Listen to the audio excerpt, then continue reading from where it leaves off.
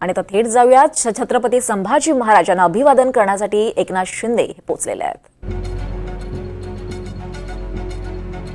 आज छत्रपती शिवाजी महाराजांचे सुपुत्र संभाजीराजे महाराज यांचा स्मृतिदिन आहे आणि त्या निमित्तानं उपमुख्यमंत्री एकनाथ शिंदे हे अभिवादन करण्यासाठी पोहोचले आहेत।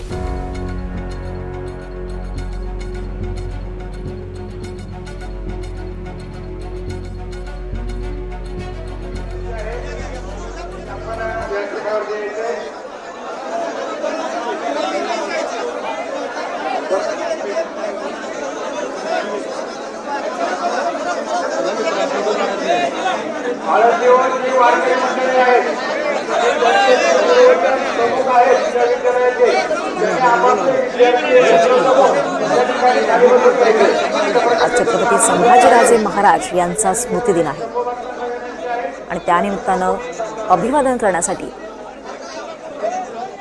गर्दी झालेली आहे। छत्रपती संभाजी महाराज यांची 336वी पुण्यतिथी आहे।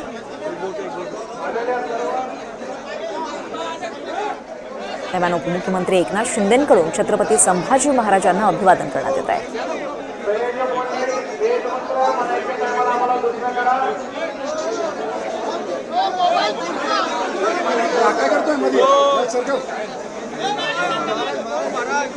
फाल्गुन अमावस्येला छत्रपती संभाजी महाराजांची प्राणज्योत मालवली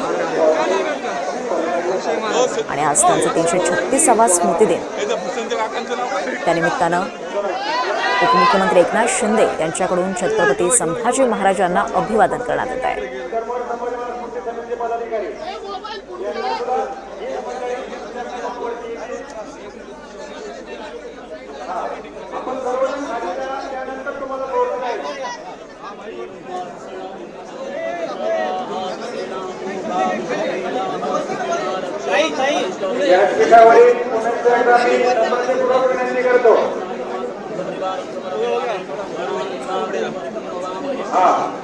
या व्यासपीठावरती 50 एसटी साहेबांनी दिलं आहे। 50 लोकांचं व्यासपीठ आज सुद्धा जवळजवळ 300 लोकांवर बसली होती। त्यामुळं यानंतर आपला अपमान केला जाईल याची काळजी घ्या। महाराज मंडळाची आपण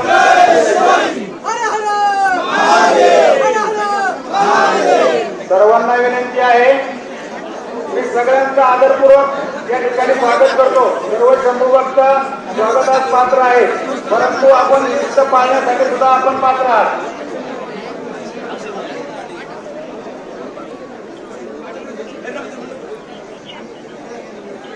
सर्वांना विनंती आहे, हा कार्यक्रमाचं स्वरूपच वेगळं आहे, त्यामुळे सगळ्यांनी सहकार्य करा।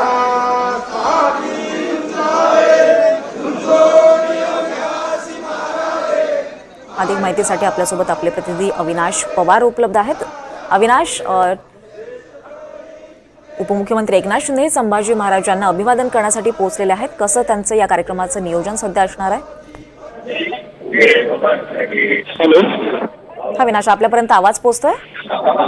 हा वृषाली, आता इथे जे संभाजी महाराजांचं समाधी स्थळ आहे त्या ठिकाणी वडूजमध्ये, त्या ठिकाणी उपमुख्यमंत्री एकनाथ शिंदे हे पोहोचलेले आहेत।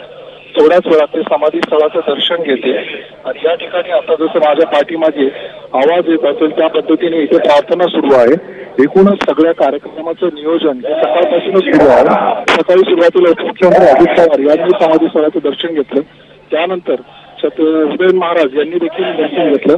छत्रपती संभाजी महाराजांची जी समाधी आहे वडूज इथे आणि त्याचबरोबर तुळापूर या ठिकाणी देखील जी समाधी आहे, कारण तुळापूर या ठिकाणी त्यांचा छळ केला गेला, तिथलं जो स्थळ आहे ते स्मारक म्हणून उभं करण्यात आलं। त्यासोबतच वडू बुद्रुक जे आहे त्या ठिकाणी त्यांचा अंत्यविधी करण्यात आला, त्या ठिकाणचं जे समाधी स्थळ आहे, अशा दोन्ही स्थळांचं अत्यंत महत्व आहे। आता थोड्याच वेळात तिथे शासकीय मानवंदना दिली जाणार आहे आणि त्यासाठी उपमुख्यमंत्री एकनाथ शिंदे या ठिकाणी उपस्थित झालेले आहे आणि आता समाधी स्थळाचं दर्शन घेतल्यानंतर इथे हेलिकॉप्टर मधून पुष्पवृष्टी होणार आहे।